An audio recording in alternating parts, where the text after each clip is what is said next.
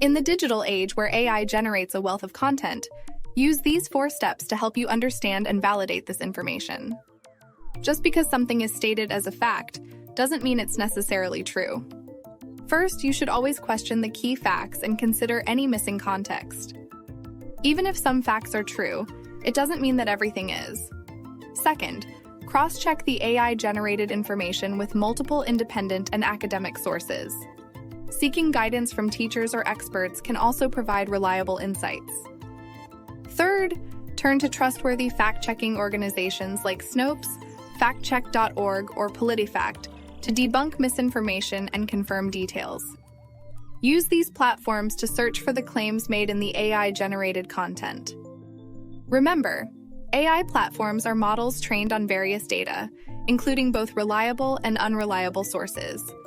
The final step is to evaluate the information based on your findings.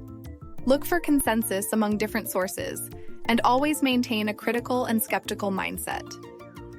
In our increasingly digital world, it's essential to stay informed and critical when dealing with AI-generated information. Keep these 4 steps in mind to ensure that you are always accessing and using accurate and reliable information.